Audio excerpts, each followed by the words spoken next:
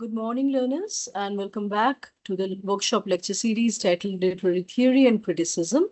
So, today we will be starting with a new school of criticism. We will start with feminism.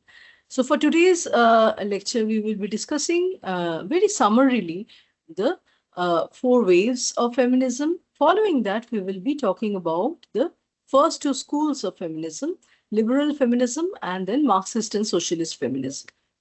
So, talking about feminism, we tend to locate the roots of feminism in ancient Greece with Sappho. She dedicated a lot of her poems to women, her female companions, uh, a woman's experiences. Her poems celebrate femininity and feminine experiences. Besides Sappho, we also have Olympe de Gouges, Mary Wollstonecraft, and Jane Austen, who are considered as the foremothers of modern women's movement. So, talking about the first wave, it began in the late 19th century and continued till early 20th century. It emerged out of an environment of urban industrialism and liberal socialist politics. The goal of this wave was to open up new opportunities for women, and it focused mainly on women's voting rights. The first wave began at the Seneca Falls Convention in 1848, where almost 300 men and women rallied and gathered to the cause of equality for women. So prior to that, we see the Victorian culture. The Victorian culture in Europe as well as in America saw women, acting in very unladylike manner if they participated in any kind of public discourse, any kind of demonstration, stints in jail, uh, because such acts by women were deemed as challenging the cult of domesticity.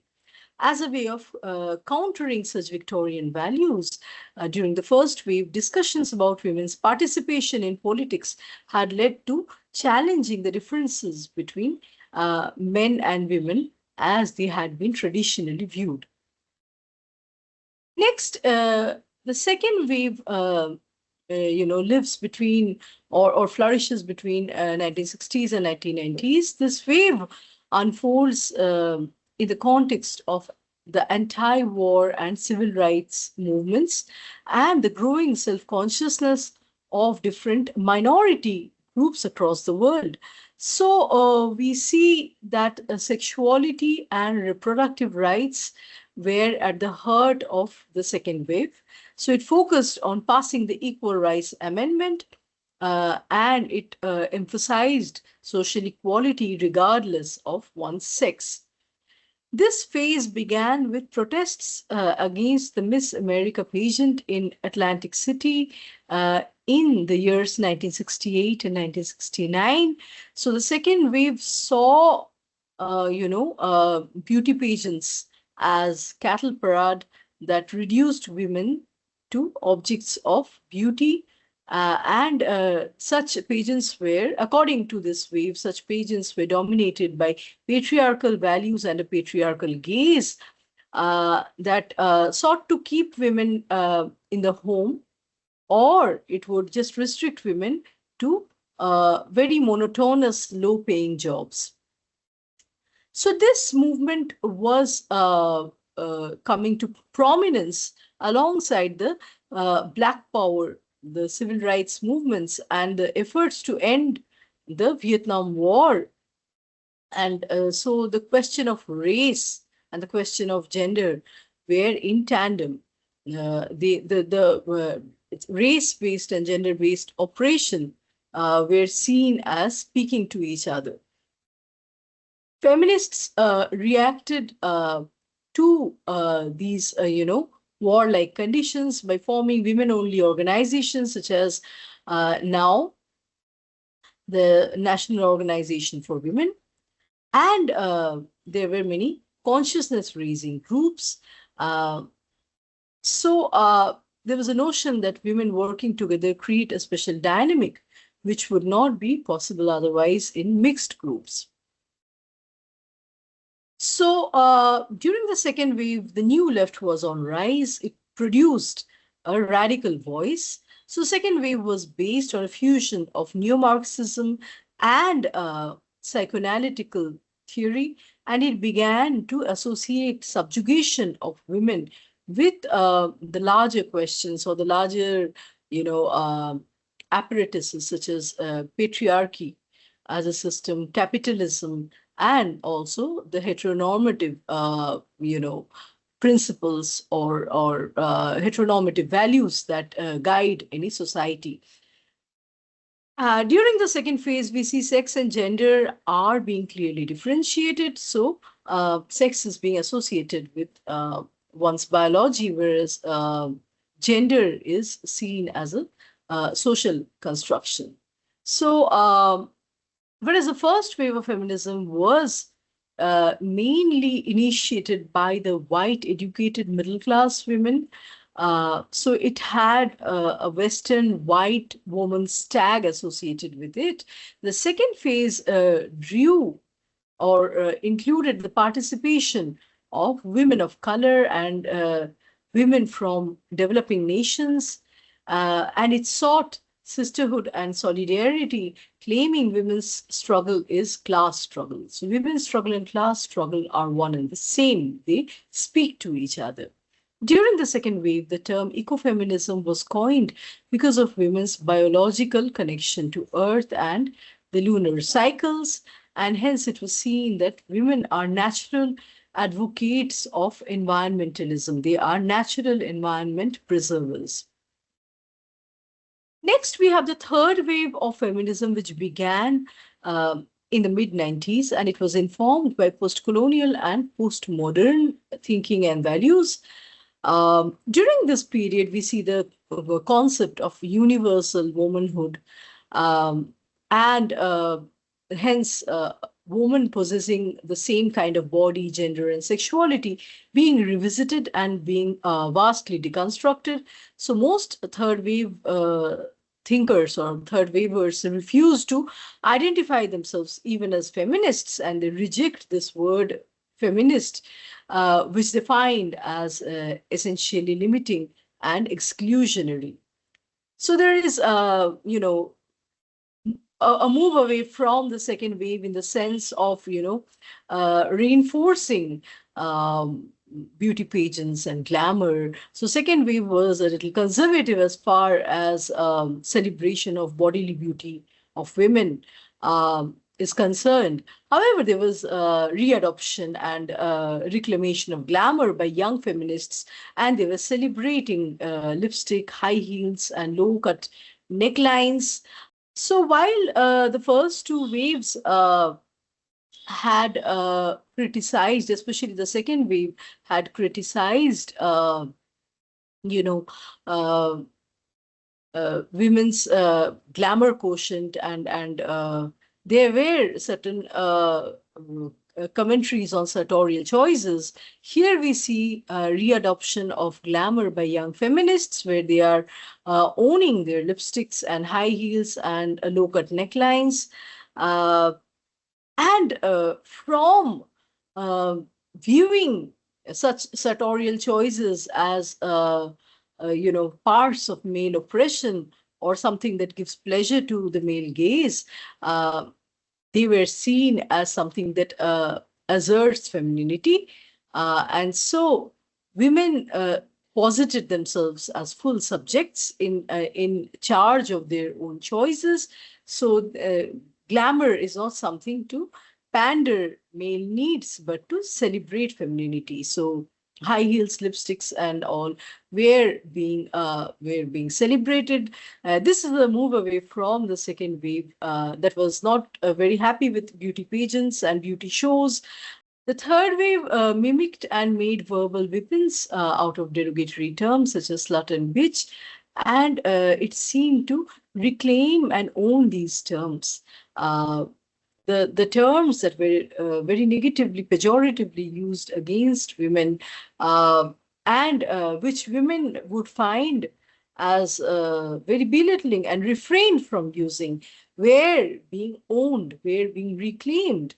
So we see that especially this is the tendency in the third wave for the radicals, the radical feminists. The very notion of gender is being thus unsettled in a way which encourages radical experimentation and creative thoughts. Fourth wave feminism actually associates with modernism and even more with postmodernism. It is it is believed it's still in the process of building, and its effects are visible. So, with the fourth wave, we see feminism shifts from academy back into the realm of public discourse. The problems such as rape, violence against women, unequal pay, slut shaming, and then pressures on women to conform to a single, universal, and unrealistic body type. Then the question of female representation in politics and business and even in workplace, all these things are no longer considered as a purview of the intellectual society or intellectual conclave. It became part of the mainstream.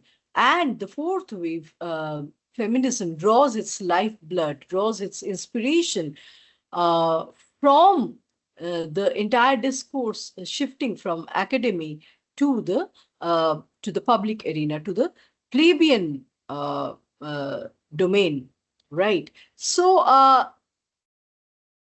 at this stage also we see that people have, some thinkers have problem with the term feminism because it connotes, it carries a sense of binary and an exclusively feminine subtext. However, feminism afterwards, as we see, it has gone on to signify not only gender equality but an egalitarian world.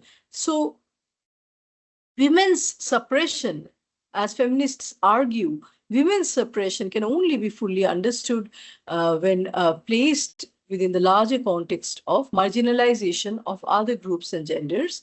So, feminism is part of a larger consciousness of oppression that goes hand in hand with discussions on racism, ageism, classism, and sexual orientation. So, feminism becomes a starting point for leveling different kinds of hierarchies. So, after discussing the four waves of feminism, moving ahead, we will talk about the first school of feminism, which is liberal feminism. Before we understand liberal feminism, let's take a look at what liberalism is. So, according to liberalism or the liberalist school, in a just society, the autonomy of a person as well as her individualistic desires can be fulfilled.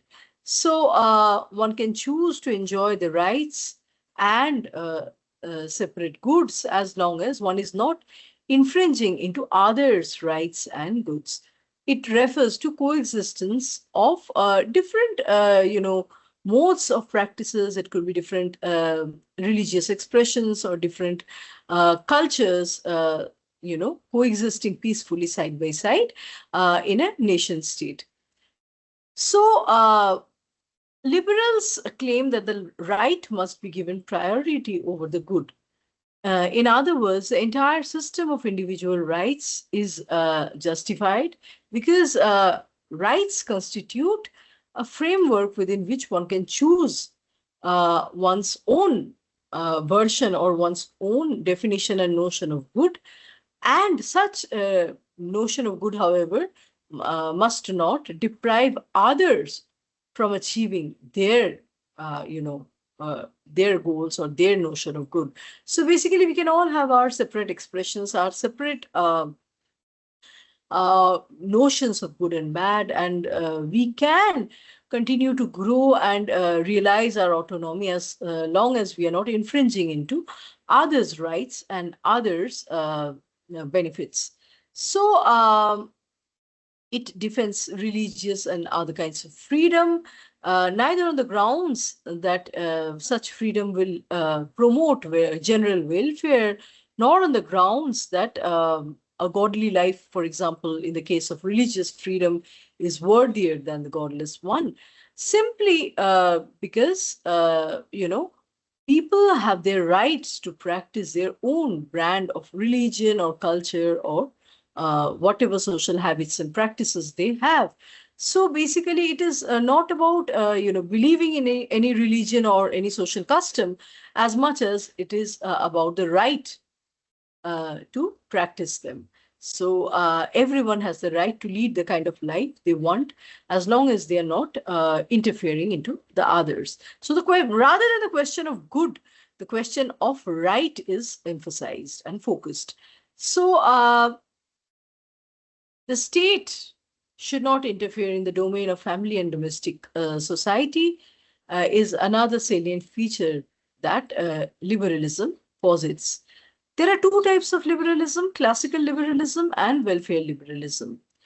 According to classical liberalism, the state should confine itself to protecting the civil liberties, such as one's property rights, voting rights, freedom of speech, freedom of religion, and so forth.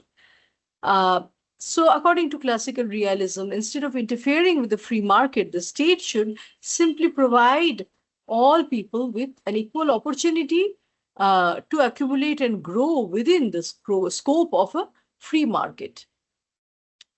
On the other hand, we have welfare liberalism, which is another branch of liberalism apart from classical liberalism. According to welfare liberals, the state should focus on economic disparities alongside protecting civil liberties. So individuals enter the market with certain inherent differences with respect to uh, the capital they possess, the talent, as well as sheer luck. So at times these differences are vast, and sometimes individuals cannot take their fair, share of what the market has to offer, unless some shuffling, some adjustments are consciously done to offset their liabilities. Because sometimes people are born with disadvantages, and there are certain socioeconomic, cultural, gaps that are very difficult to fill up or to just level out. Hence, it is the liability of the advantaged section to share the burden of the disadvantaged. And here, therefore, the welfare liberalism is talking about school loans, Medicares, and loans offered to families that do not hail from such advantaged backgrounds. Now, when we talk of liberal feminism, we have to talk about Susan Wendell, a liberal feminist who advocated redistribution of wealth such that there can be equal opportunity for all. So, liberal feminism focuses on women's ability to maintain their equality through their own actions and choices, and it would influence important spheres of women's lives, such as their reproductive right, their workplace rights, as well as their rights on equal pay. So, liberal feminists argue that society holds a false belief that by nature women are intellectually and physically less capable than men, and hence women face discrimination at all levels in the academy, in the marketplace, and elsewhere. So, in the 1960s, during the civil rights movements, the liberal feminists bring a parallel between sex discrimination and race discrimination. They see these things as happening parallelly, and these two are very similar, phenomena.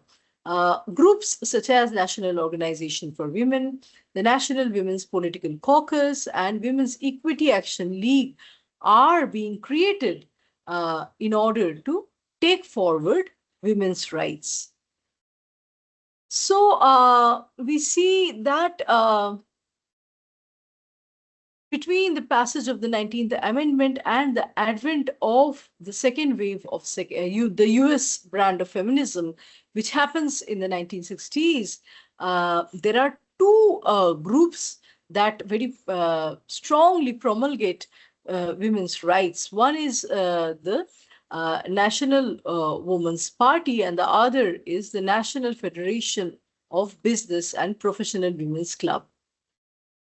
So, however, despite these groups, uh, promoting the women's cases and women's question, um, discrimination against women hardly end, because the importance of women's rights are not impressed on the consciousness of the larger US population. So it is a question, it is a discussion that is happening only in small coteries, in small conclaves. It is not a discussion that had reached out to the masses, masses in the United States. So, however, the state of affairs change for the better with the eruption of the civil rights movement. The sensitization among the US population increases. So we see that there are certain changes in the laws being brought about. Uh, the civil rights movement activists and sympathizers see analogies between discrimination against blacks and discrimination against women. Now, which is the first explicitly feminist group in US in the 20th century, challenges sex discrimination in all spheres of life, including the social, political, economic, and personal sphere. We have a figure like Betty Friedan, a very strong, articulate feminist who is initially viewed as a homebreaker because of her controversial book, The Feminine Mystique. However, later we see Friedan is being elected as now's first president in 1966 by men and women alike. Almost, 300 charter members vote for her, and she is elected as the first president of now. So, we also need to talk about Mary Wollstonecraft when talking about liberal feminism.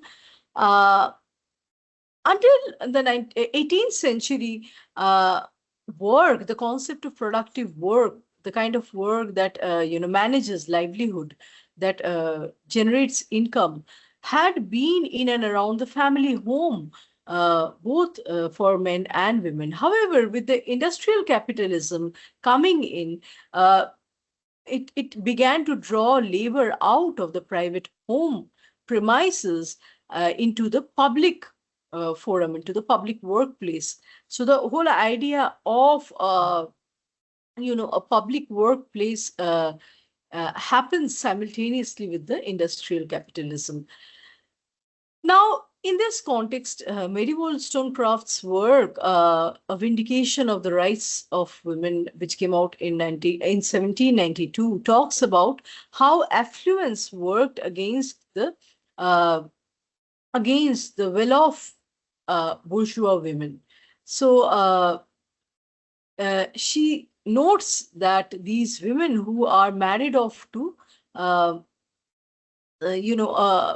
relatively wealthy professional and entrepreneurial men, they never leave home, and they are left with very little productive work. So they have no incentive to work outside, and if they have several servants at home, they would not have any work even at the domestic level. So Wollstonecraft discusses how rich and middle class bourgeois women were sacrificing their health, their liberty, as well as virtues, uh, because they would never step outside of the precincts of their home, and they could not eventually take their own decisions, and they needed to gratify their husband and children. That was the mainstay of their existence, basically. So even though Wollstonecraft is not using a term like socially constructed gender roles, She writes in the late 18th century and she does not use such specific terms. However, she denies the fact that women are by nature more pleasure seeking and pleasure giving as compared to men.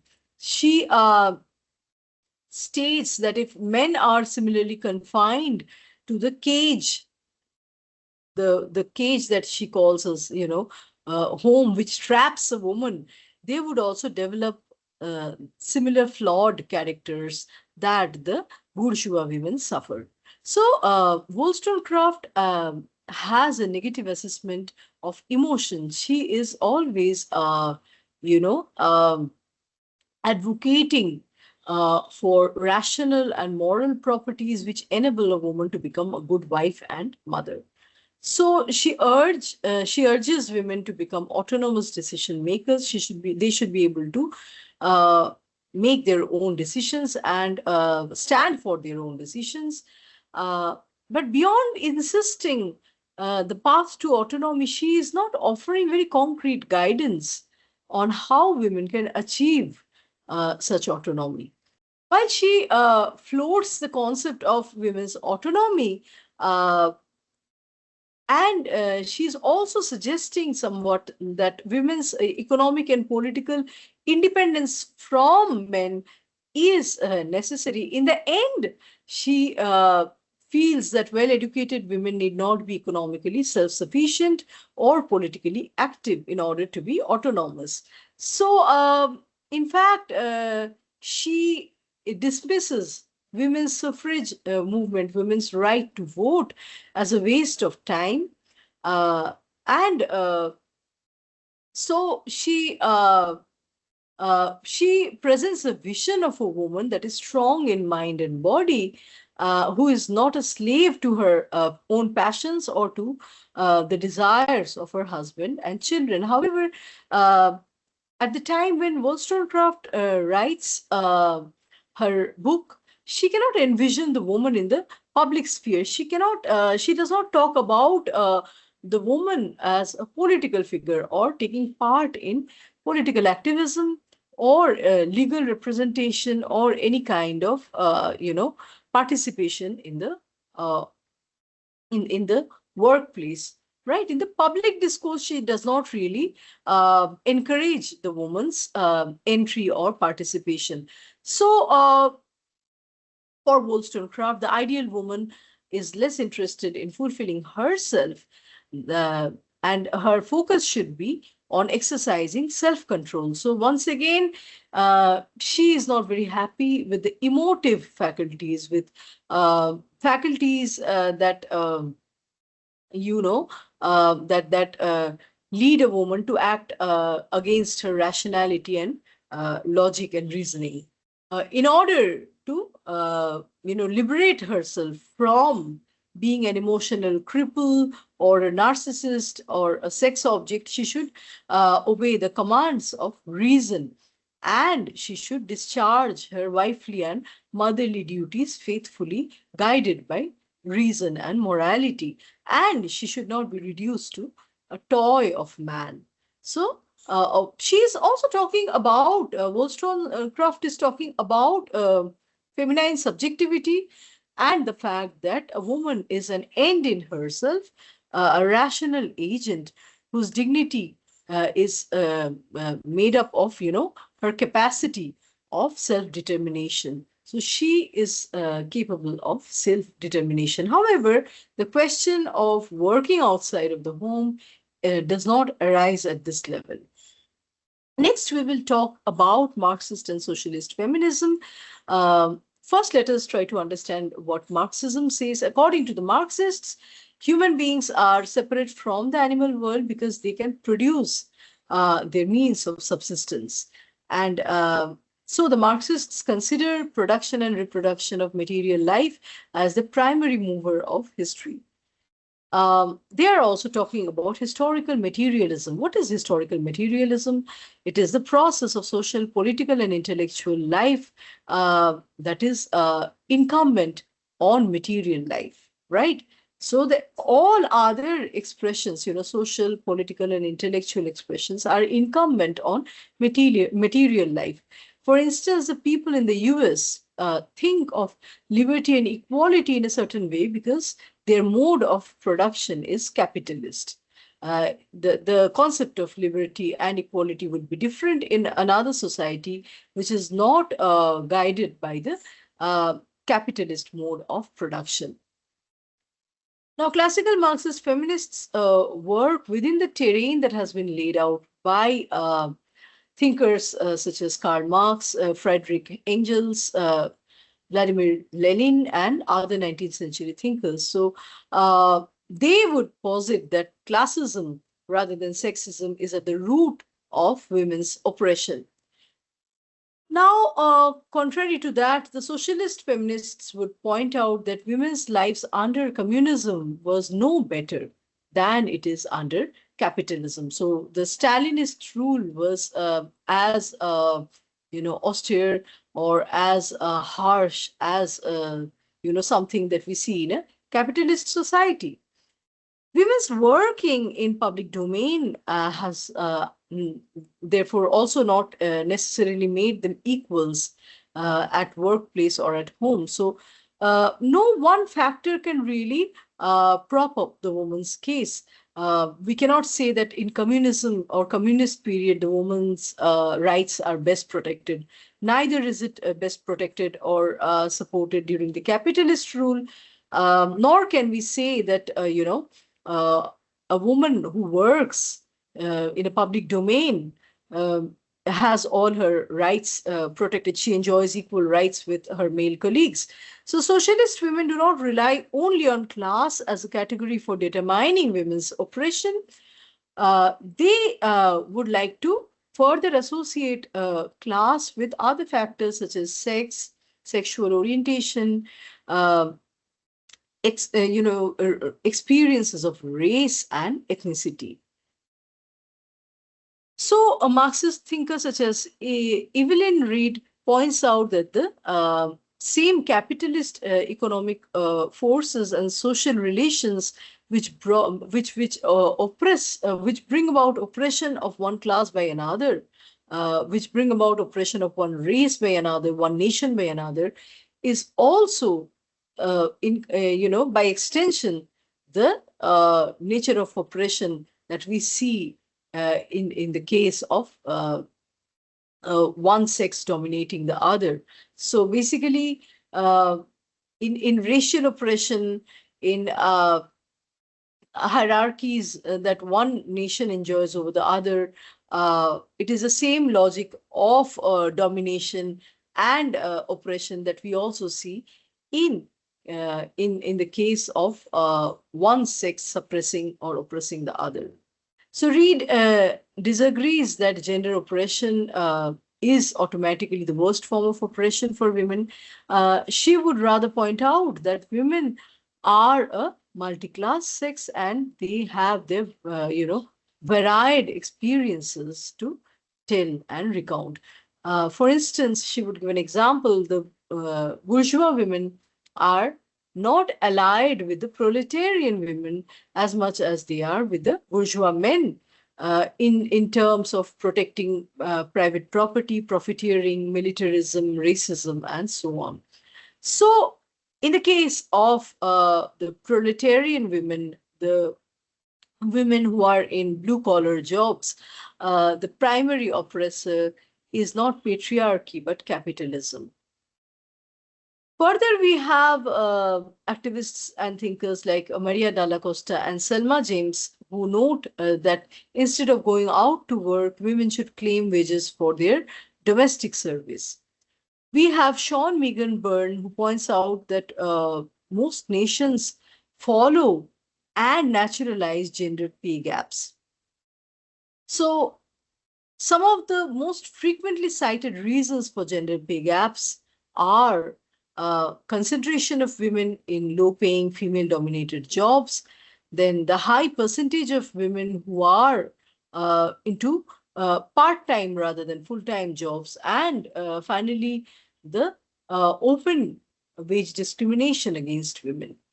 So, when we look at the statistics worldwide, we observe that women tend to engage more in service work. So, women are more uh, women participate more in teaching, nursing, and childcare professions, in clerical work, agricultural work, and light industrial work, whereas men engage in heavy industrial work, transportation work, management, administration, and policy making. So, despite a significant increase um, of in the number of women participating in professions deemed as unconventional for them, such as business, healthcare, medical professionals, that is, and legal services, women tend to hit the glass ceiling.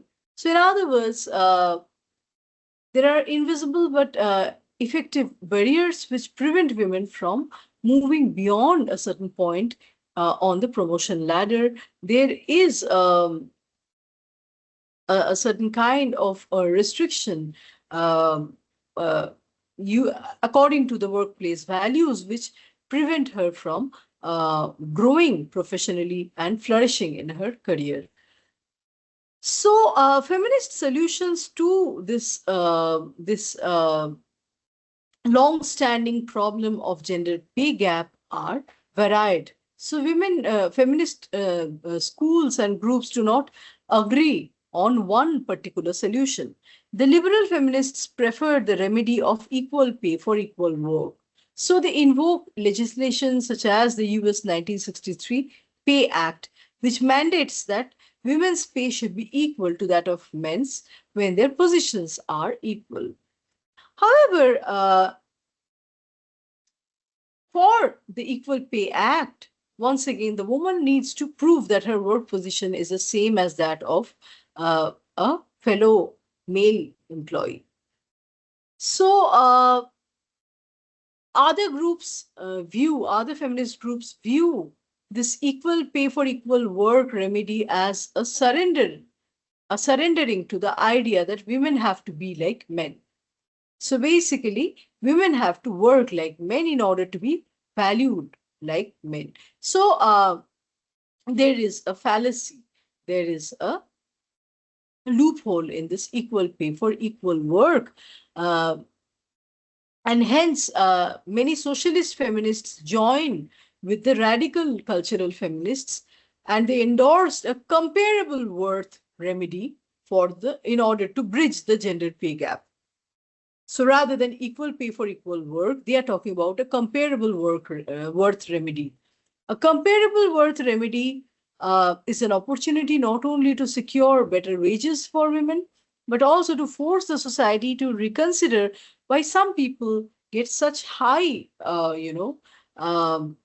wages, whereas others get so little. So this wage discrepancy also needs to be questioned. Many social scientists argue that as long as women remain in traditionally female dominated jobs, and as long as society continues to assign less value to female dominated jobs, the gender pay gap is likely to persist. So, rather than equal pay for equal work, this comparable worth remedy advocates you know focusing on certain components of any job.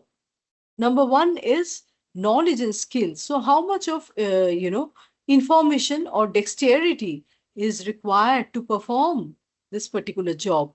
Next is mental demands, or the extent to which the job requires an individual's decision making quality. Third, accountability, or the amount of supervision that the job entails. And fourth is the working conditions, how safe the job is. Um, we have thinkers and critics like Juliet Mitchell, who reject liberal feminists' claim that social reforms aimed at giving women more educational and occupational opportunities can enable them to become men's equals. So, just with educational and occupational opportunities and openings, women cannot become men's equals. Women's voting rights, co-educational studies, affirmative action policies, uh, they all affect the way femininity is expressed.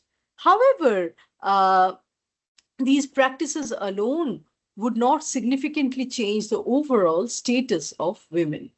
Michel also rejected the claim of radical cultural feminists that reproductive technology uh, could be a key to women's liberation, because only biological solution cannot resolve a problem that is time worn and that is more of a psychological in nature.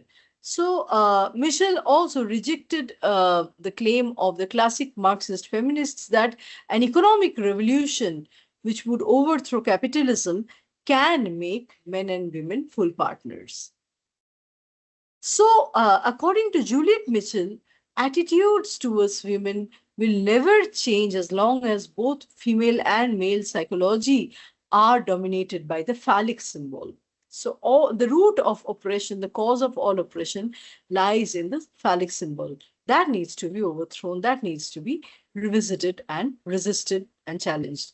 Thus, patriarchy and capitalism must be overthrown if society is to be fully humanized. I quote Jackson here. She says there are good reasons why materialist perspectives remain necessary to grapple with the complexities of a post colonial world, with the intersections of gender, ethnicity, and nationality. Unquote. So, the material foundations and consequences of institutionalized racism, the heritage of slavery, colonialism and imperialism, and a continued culture of international division of labor, all these things uh, are factors, major factors that constitute differences, culture that reinforce culturally constituted differences and that shape women's experiences. So, the larger global history is being referred to here. The centuries of slavery that the world has seen, and colonialism, imperialism as different apparatuses, oppressive apparatuses, and in the international division of labor, all these things significantly shape women's experiences. So they culturally constitute differences and they shape women's experiences. So, with this, we come to the end of our discussion today. Let's continue with our discussion on feminism in our next lecture. Thank you.